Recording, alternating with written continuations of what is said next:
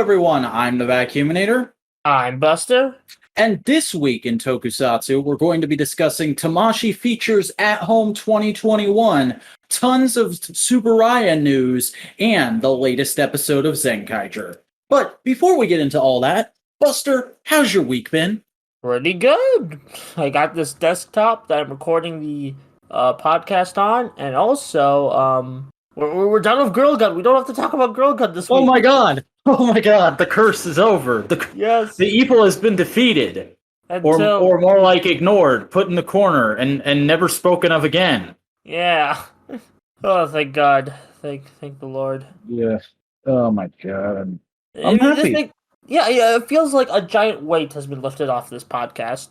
It really does. I'm looking forward to doing some shorter episodes from now until, let's see, when does Dino Fury drop again? Back next week.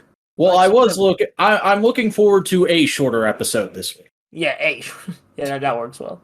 Actually, no, wait, I think it drops. No, wait, I think we record the next episode before that. Oh, we'll cross that bridge when we get to it. Anyway.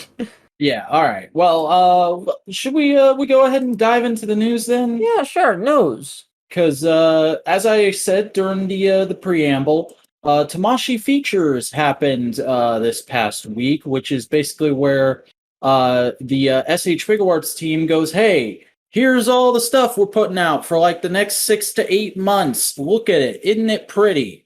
So we've got some Kamen Rider reveals and some Ultraman reveals to talk about. Mainly, most of the Saber Riders have been Figuartized, as well as multiple forms of Saber himself. Shadow Moon is getting a new Shinshoku Seiho. We're getting the new build complete form in figure form. Decade complete form. I don't know why I said build there. I was like, wait, what? And Shinshoku Seiho number 1 is getting a re-release for the 50th anniversary. Yeah, that's pretty great. I love this little diorama they have of, like, if you click the link, you see, like, a bunch of riders standing tall and stuff. It's a really cool diorama. You get to see, like, Saber with Wizard and Ryuki. Yeah, which is a color combo, a little team-up combo I never would have thought of, but, like, totally works. Yeah, and I'm very happy that Slash, Buster, and for Kenzan are getting Figuarts, especially Slash. Slash is my favorite design in Saber. Yeah, like I said last time, I really dig Buster and Slash, so seeing them get figures is pretty cool. Yeah, and also just Slash is my favorite character in the show, so it works. Yeah, so they're great. This Shadow Moon is looking hella dope, but I have still yet to see Kamen Rider Black, so I'm gonna stave that off. And he's Robo Rider to me because of Mask Rider. Oh, Masked Rider. That's what he was. Yeah. Was he that? I thought that was like another form of Mask Rider. I could be wrong. Whatever. Robo Rider, I believe, is a form of Kamen Rider Black, but I think they call it something else in Masked Rider. Yeah. And that's the only time we're mentioning Mask Rider this week. Yeah.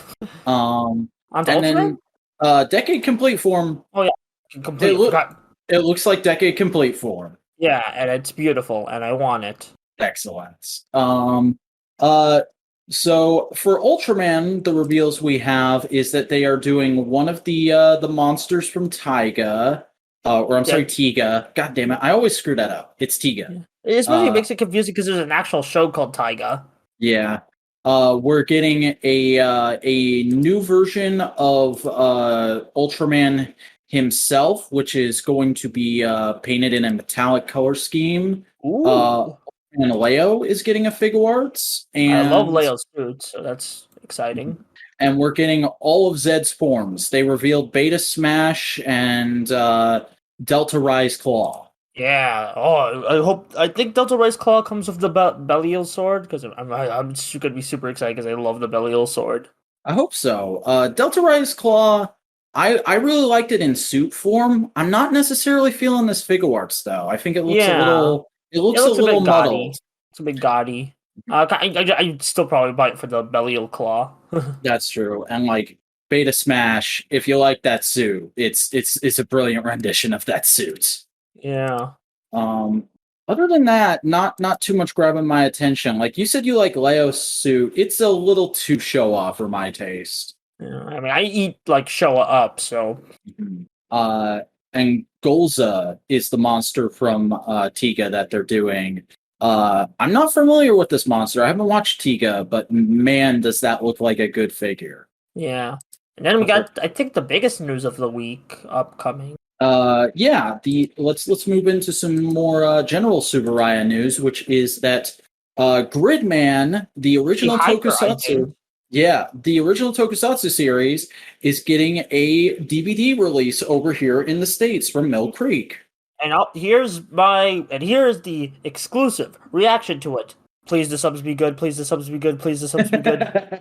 Like, that's every time I see this news brought up, I'm like, please have good subs, please have good. Because, okay, Gridman infamously got the Toku HD treatment. It didn't get it as bad as Agito or Faiz, but it did get the Toku HD treatment, so it's not the highest quality subs. I don't know who it was. It definitely wasn't Toku HD, but a few years ago I did watch the first 2 episodes of Gridman subbed, and it had some of the best like effects work I'd ever seen. So I definitely am interested in watching the rest of it. Oh yeah, like from what I've seen of Gridman, it is a beautiful series. Like aesthetics wise, the stories are pretty cool too. And you know, the Superhuman Samurai Cyber Squad adaptation was actually surprisingly good. Hope that gets a release some way. Yeah, a reissue some way. But yeah, for this Gridman one, I'm very excited to pick it up. I'll probably pick it up anyway, even if the subs are terrible. But I really hope the subtitles are great on this one. The thing is, when I first watched Ultraman Ginga before I had the Blu-ray, I watched it on Crunchyroll, and the Crunchyroll subs were kind of ticking me off. But then they kind of the Mill Creek subs ticked me off last. I'm not sure if that could be foggy memory because that was a while ago. So I think they might have they scrub the subs, but we don't know. It's a waiting game at this rate. Of will the subs be good? Yeah. And this is scheduled to come out in August of this year, and it will be retailing for $41.99, and that's all 31 episodes you're getting. 39 episodes. Oh, sorry. Yeah, pretty good price. Great show to see getting a release, and I hope everyone who wants to check it out can with this. Yeah. Let's move on to yet another Ultraman trigger casting. Shin Takuma will be playing a character in Ultraman Trigger. He will be playing Natsumi Shizuma. Shizuma? It's Mitsukuni Shizuma. The president of the Shizuma Foundation, which is the creator of Gut Selects. Basically, he's head honcho boss man who will probably show up 3 times in the whole show. Yeah, and might be the villain because that's a trope. Ooh, yeah, I forgot about that. Yeah. And also we have apparently in a couple days from this video's release, there'll be a live stream event where we're probably going to see a trailer. So we might have a trailer to talk about.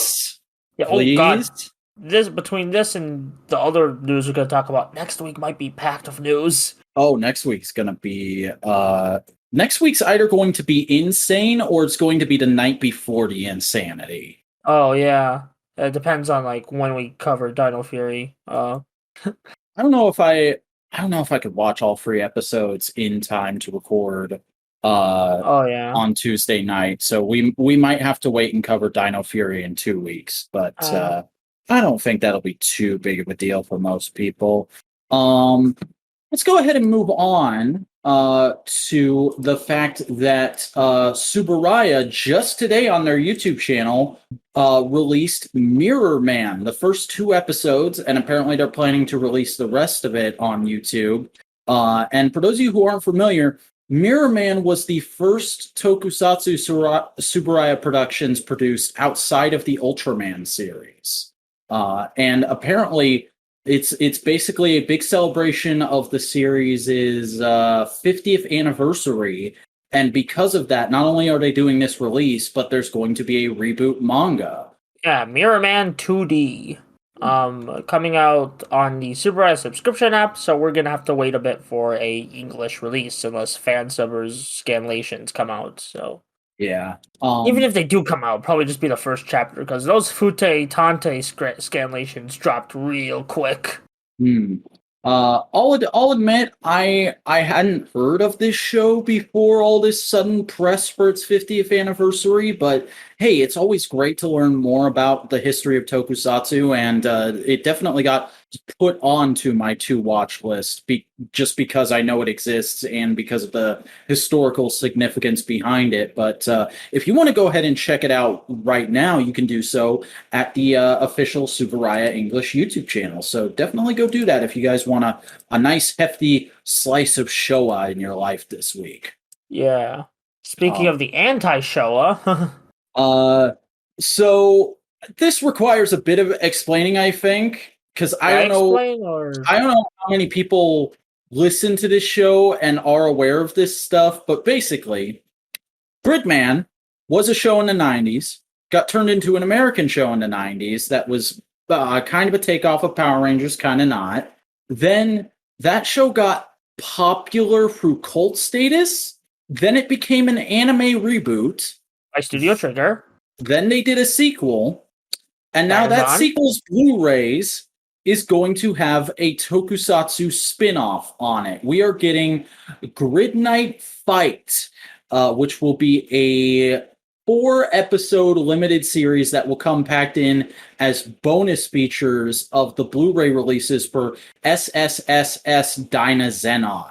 Dynazon, I think it's called, or I don't know. I think from what I hear, it's called Dynazon, but like I've heard it pronounced Dynazenon, but who really cares?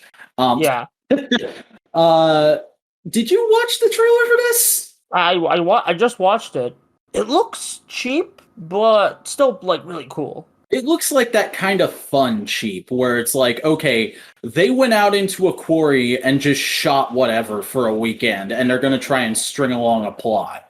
Yeah, because it's very much like a fight, like those Ultra Galaxy fight, where it's like let's just show off some cool effects and have like a slight story put out to. And I like Gridknight. I haven't seen Dynazon yet, but I have seen SSS Gridman.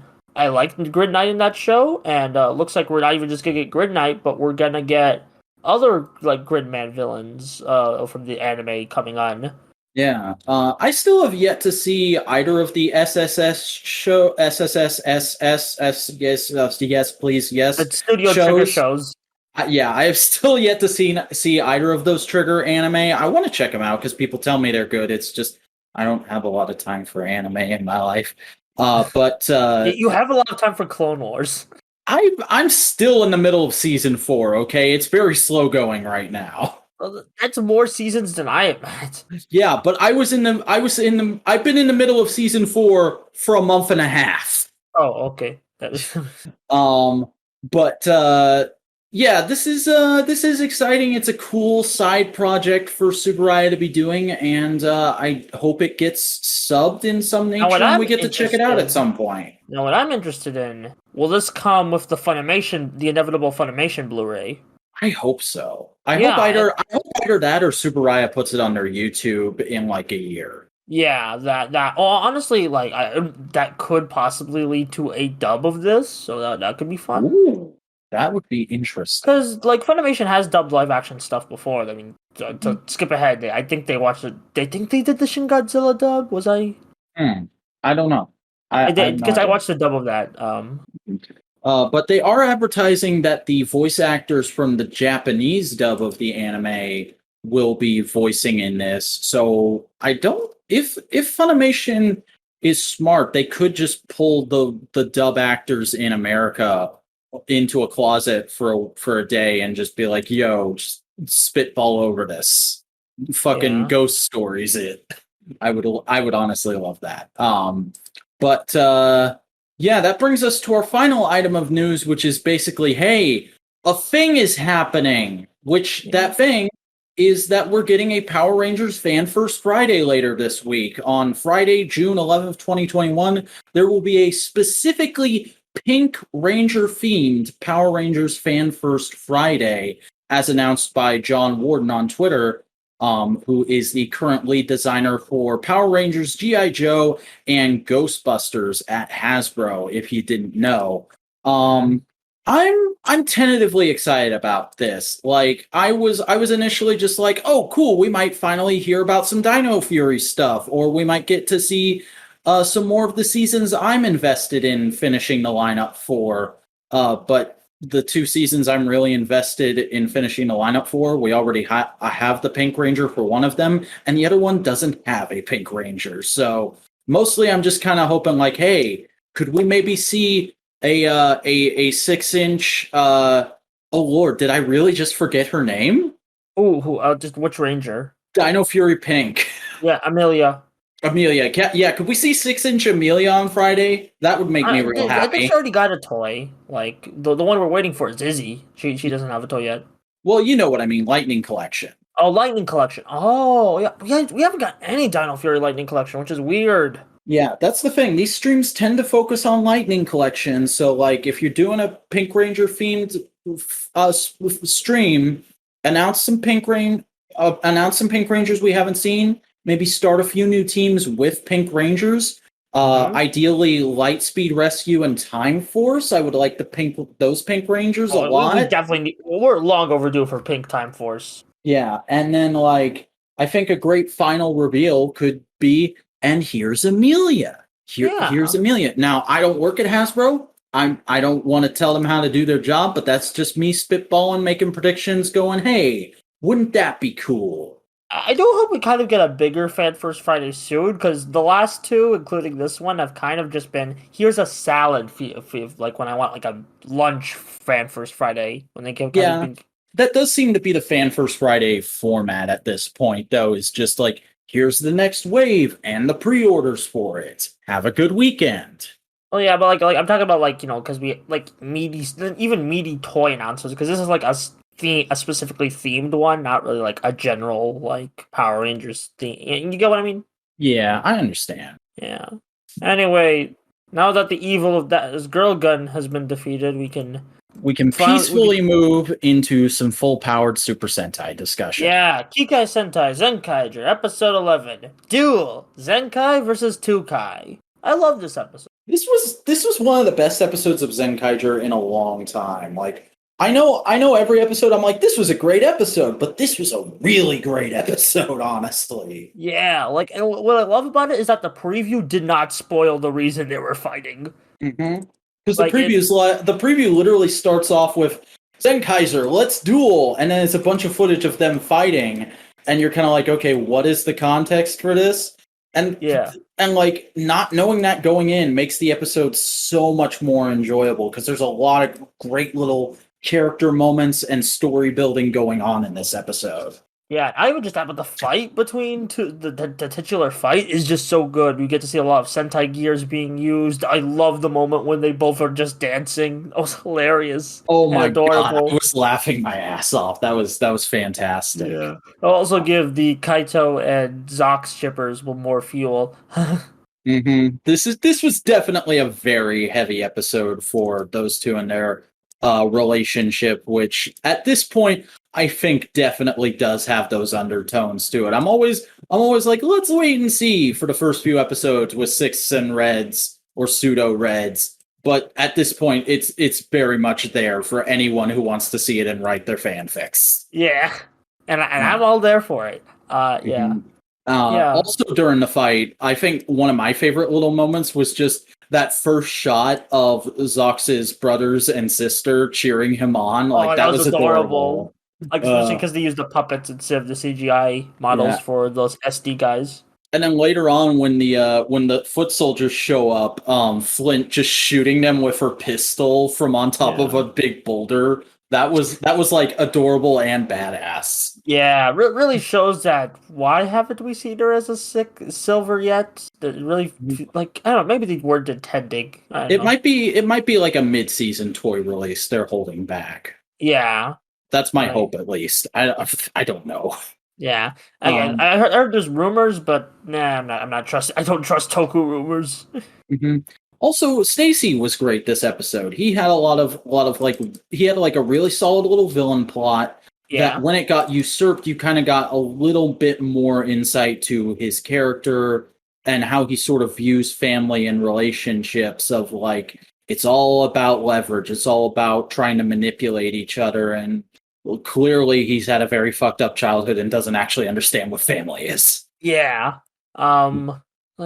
Yeah, very excited about that. Like what, like especially as like it's. I'm really excited to see what Morph say Caesar, but like he's great in this episode. I especially love the moment where he fights like two Kaiser and he summons the Jack Q Mhm. characters, and then Yeah. like the big one. Zox straight up goes, "No, you."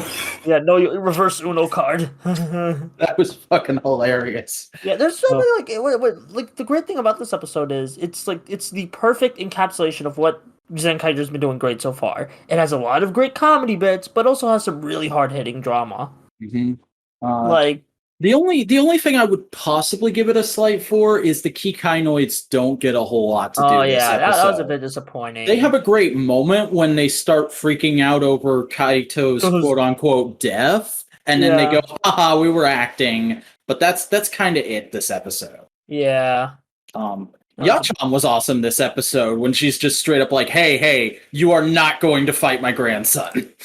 oh yeah, like yeah, honest, and like there's just this great like this might be like the closest thing we've like just seeing with all the dynamics with like the grandma and the Kikainoids and like Zox. This might be like unintentionally a family themed season when you get. I mean, every Sentai in concept is basically family themed, but like explicit like family theming, like with the especially I think this might be the most explicit we've gotten since like Magi Ranger or something. I could be Definitely see wrong. that. Well, like. Um, Also, just going back to Stacy, real quick, I noticed something about him this episode that I hadn't picked up on before.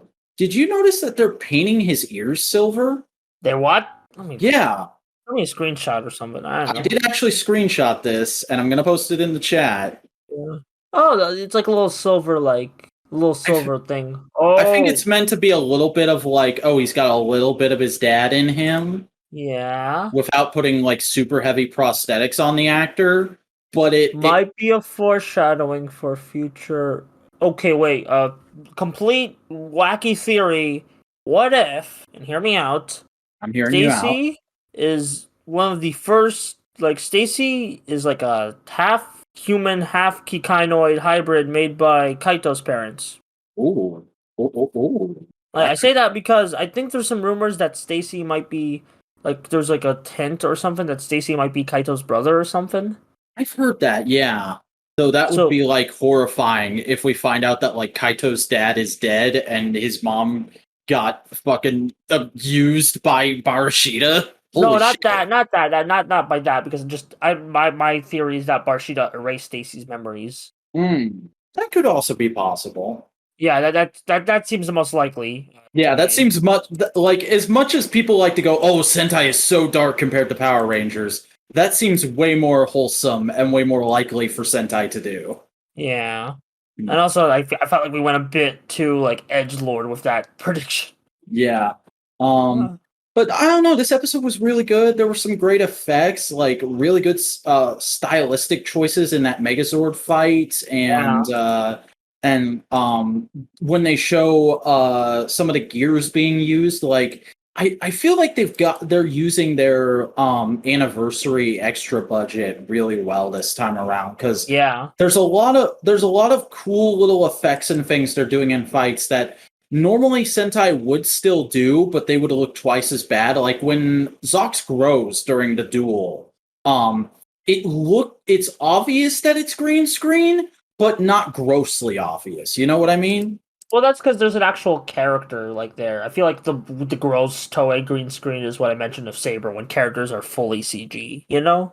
Yeah, that's fair. And also, he was like behind an actual environment. Yeah. But like it did trip me for a split second. I thought it was forced perspective. Ah, Um, but yeah, I think that's all there is to say on this yeah. week's Zenkaiger Zenkaiger. continues being great. It's basically water is wet at this point. Yeah, it is superior Sentai, to use that phrase that Ginga Herb coined, and I've used a Yeah. couple times before on this podcast. Yep. So I am currently not watching anything older, but Buster, you did watch something pretty significant this week. So you want to go ahead and tell us a little bit about your experience with Shin Godzilla? Okay, so some background. So, someone posted a really bad take on Shin Godzilla, like a really bad take. Oof. Like basically like Shin Godzilla is so good. If only there wasn't anything about politics. And I'm like, That's That's the whole movie, bro. Bro, that's the entire reason the movie was made. That's the entire like thematic thesis of the movie. I know this, and I haven't even seen the movie, so it's like I should probably see the movie just in case. Like, if you take all the politics out of Shin Godzilla, you just have the opening logos and the credits. Exactly. But now that I've seen Shin Godzilla, oh my god, this is like top 5 movie material for me. Oh yeah, it's fantastic. It is. Well, it is okay. Let's actually let's start with the politics things. It's now. No, I'll admit I'm not that familiar with like what exactly it's satirizing. I do know it is about the 2011 disasters, like the earthquake and stuff. It's basically Anno's criticism of the Japanese government's reaction to the earthquake / tsunami that I forget which one it was because there's been 2 more since. 2011. I I know it think. was 2011. Yeah, it's the one that made them change a bunch of stuff about fours. That's how I remember it. Yeah, and I know that's terrible. Yeah, like the one that like also like affected Gokaiger in a way, but that's besides the point. But yeah, this was like Anno's basically critique of the Japanese government, at least at the time, and it does it's very like it is very cruel towards the Japanese government when you get down to it. It's like it portrays them as like kind of inconsiderate, especially when you get to like the human stuff and like they kind of just. Like, it is extremely dry. There's no real characters. It's just kind of Japan is a character itself. Yeah, all these exactly. humans are. And I like that. I like that actually because you have they have little quirks and like I'm specialized in this thing. I'm specialized in this thing. But I think it works here because there's still like there's like a great story behind it. I feel like this is one of the like I'm usually a character over story person, but I think this is one of the few times where I prefer the story over character. It's just the story and the like whole thematic message that these little cogs of characters are doing is just so fascinating and great. Yeah, you get what I mean? Yeah, I definitely do. And then, that and also the way everything is shot, like we'll get to the monster soon, but like the way these human scenes are shot, it's like very intense. It's like they're really getting creative with these camera angles and like to keep the action like that quote unquote like discussion consistently interesting. Yeah, it's super quick. There's a lot of like really short insert shots and weird perspectives and stuff like that.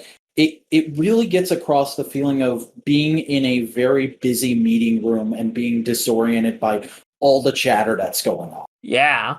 I will say the movie might be like 10 minutes too long. Like I will say it's probably a bit 10 minutes too long, but still I feel like it's still a really no, I'm just talking about the human stuff. I feel like the human commentary is great, and also it's not even like even if it's a scathing commentary on the Japanese government, I love the underlying message of we can do this and like slight optimism and hard work that pertains throughout, especially in the third act. Yeah, it's very much like if we come together and we put all our efforts towards doing the thing that actually needs getting done the most, then government can succeed. And like this day and age, that's an incredibly optimistic message, even though it's delivered in kind of a monotone manner in this film. Yeah, because like when you get down to it, unless you like know it ahead of time, the message is very subtle. You have to be like one of those thematic analysis. I can see why some American audiences were mixed on it because they don't usually, when they see Godzilla, they don't think of the human stuff. And also, they might have not had the context of what the movie was commentating on. Also, at the time, I got the sense, because I told you this off recording, but for the listeners, I saw this when it originally came out in the theater, and unfortunately haven't had a chance to rewatch it since. But at the time, I always got the impression from a lot of reviews from casuals or just people who walked into the movie purely to review it that they were disoriented by how fast the subtitles went by. And honestly, I get the sense that this is a movie very much where you're not supposed to absorb 100% of the dialogue. It's supposed to be a flurry of just information coming at you, and you can't really absorb all of it all the time. Well, I did the unthinkable and watched the dub, so I think I absorbed some of the dialogue, but still went by very quick, so I can see that. That's fair. Yeah. What else? And then we haven't even talked about Godzilla. Like the way they do him is really cool in this. Like I like how like from what I could be wrong. I am the Godzilla part. I'm actually a bit concerned about talking because it's been a while. But even so, I like how like there's a scientist and he left blueprints about Godzilla nearby, gives him like a mysterious aura of how he was created. Mm-hmm. Yeah. I really dig the effects in this. Like, Oh yeah, the effects. Deadass, I thought it was suit acting that was embellished with CG. No, 100% CG in this movie. What? Yeah. Oh my god, that's amazing. I thought it was like there's a lot of miniature work, but Godzilla itself is 100% CG. even like the turtle one. Yeah. Whoa, that. Oh my god, that just makes me even more excited for Shin Ultraman. Because it's like I know they mocap it, like that they still mocap it to give like an authentic feel, but still, like the fact that it wasn't a suit, that's amazing. That's some of the best effects work I've seen out of like any movie, Western or Eastern. Yeah. And then like I don't know about you, but the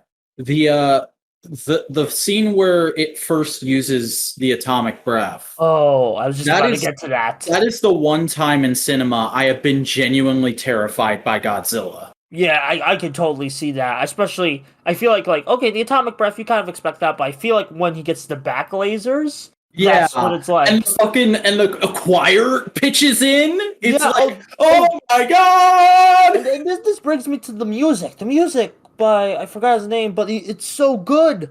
Like it's like intense. It's like operatic, but it can also just be chill and like. And like know, it's kind of shocking to think that like half the tracks are re-recordings of tracks from the Evangelion OST, and they totally fit in, and you don't notice if you don't know Evangelion super well. Yeah, it fit in super well because I'm not like that big into Evangelion, but still. Like the bomb, bomb, bomb, bomb, bomb, bomb, bomb, bomb, bomb, bomb, bomb, bomb. That's straight out of Evangelion, apparently. Oh. Well, I mean, it was like I know, like a lot of the Evangelion team was working on this, not just Anno, but yeah. Yeah. Though who will know was an original song made for this movie, and it's one of the best movie themes I've ever heard in my life. Yeah. Oh, and then I especially love the ending. They stop the way they stop him. It's like it also kind of feels like yeah, we can't like kill him, but we'll stop him for like at least a good month. like yeah. They free him, and then the shot the movie ends on. How do you feel about that? Because there's a lot of fan theories.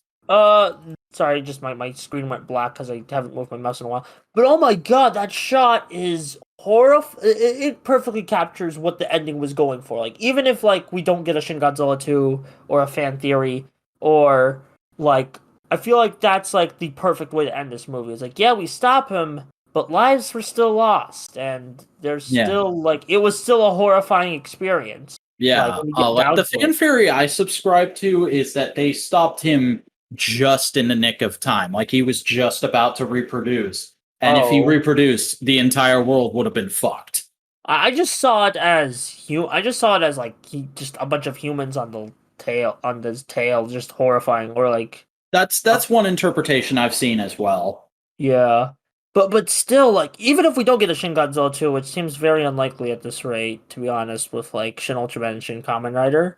No, I think that project is kind of dead. Like either the MonsterVerse is going to get saved and Toho will put all their eggs in that basket, or Toho's going to flat out reboot, and this will just be a one-off. Yeah, it'll be like this. Yeah, it does seem very one-offy, to be honest. Because when you get down to it, Shin Godzilla is the kind of like a back to basics like celebration of Godzilla, at least the 54 film. Mm-hmm. And a lot of people forget that like.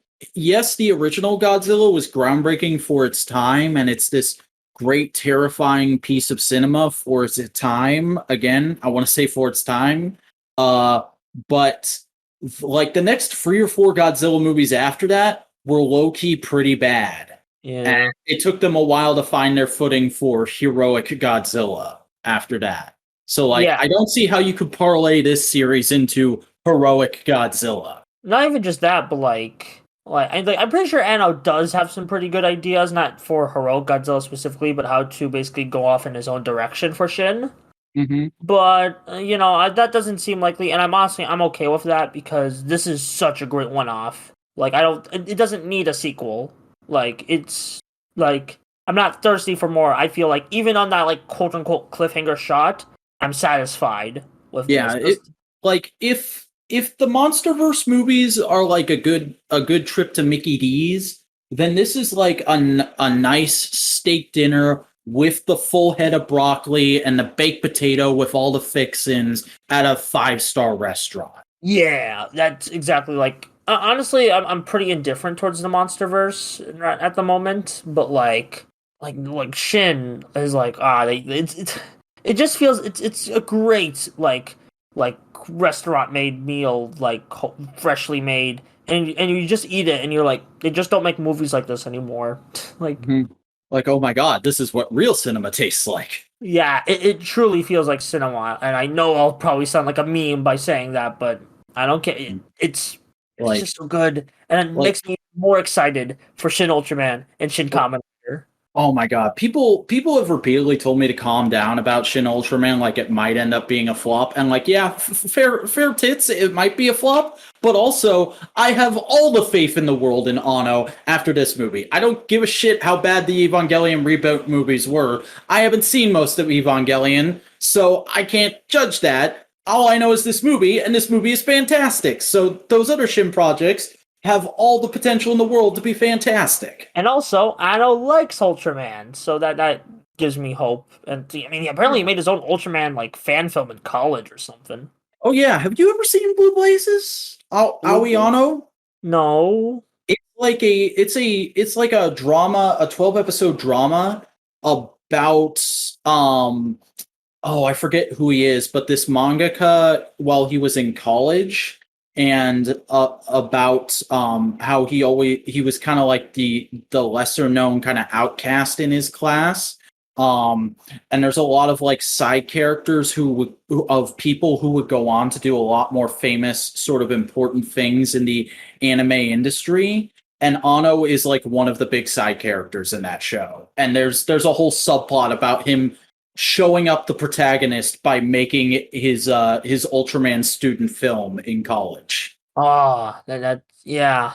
If nobody's seen, if people listening to this haven't seen Blue Blazes, or Aoi Ano is the original Japanese name, definitely seek it out. It's a solid little show. Yeah, I'll seek it out. Yeah, one day. But yeah, like this makes me super excited, and also like I want another quote unquote Shin Ultraman speculation. I see a lot of people saying, "Oh, Anno doesn't write happy go lucky because Shin." Or when you get down to it, Ultraman's a very like optimistic show. Mhm. I think Anno can pull off optimism well. Yeah, he still has his like dark tendencies, but that's usually because the Godzilla like he's doing a quote unquote remake of the '54 film. That was a very dark film. Yeah. But And you can also still do something with an optimistic message that has a brooding nature to it. A lot of Ultra Q was very brooding if you've seen the original series. Yeah, and I was just about to say, like, the Shin Godzilla itself has an optimistic message and like a tone, especially in the third act when you get down to it. I think he can capture the way he can still combine his like quote unquote dark tendencies with still like the hope that Ultraman instills. And just man, I really hope this gets a North American release. This Shin Ultraman, please. Fingers crossed, my dude. Fingers crossed. I would tell you what. I don't give a tit about Marvel or GI Joe or Star Wars or whatever theaters want to throw at me. Shin Ultraman. I'll go back to a theater. Yeah, I mean, I already went back to theaters for Godzilla vs Kong, but like I'll go even backer for Buster Core, even backer to the theaters. yeah. That's gonna be the name to the sequel of a movie that will suck. Yes. But I think that does it for this week. We've said just about everything we need to say about everything that happened this week in Tokusatsu. So Buster, why don't you tell the good people who you are and where they can find your stuff if you want them to? What's up? I'm Buster Corp. I do video essays on YouTube because that's an original concept that's never been done before. I just released a quote-unquote great video, according to friends, about a Pokemon Black and White, the video game, so please check that out. And we're approaching 600 subs, because get us there, please. Yeah. And I am the Vacuuminator. I recently returned to the medium of behind the camera toy reviews because that's an original Hooray. concept that has never been done before. You can find my videos at youtube.com/the Vacuuminator. I'm gonna try and make Wednesday nights my usual upload time, so there will be a new review going up this Wednesday of an All Elite wrestling figure. Okay. So if you are at all interested in All Elite Wrestling, definitely check that out. And hey, also check out MMWP, our wrestling podcast here at Modular Media. And you can do that by going to our YouTube, which is a link that is not customized and so it doesn't say Modular Media, but just search us on YouTube and you'll find us. Or if you're listening to this on YouTube, give us a like, give us a comment, subscribe, and ring the bell in order to enable notifications so you can get every Modular Media podcast as they come out. Be sure to follow us on Twitter at The Modular Media for news and updates whenever we have it available, and join our subreddit for the same reason. If you want to talk to us at any time, you can go ahead and leave a voicemail for the podcast on our Anchor page, which is anchor.fm/this-week-in-toku. I am on Twitter at the Vacuuminator and on Instagram at @the_Vacuuminator. But with that jumbled mess of links and plugs, that's going to do it for this week in Tokusatsu. We'll see you next week when we find out what happened that week in Tokusatsu.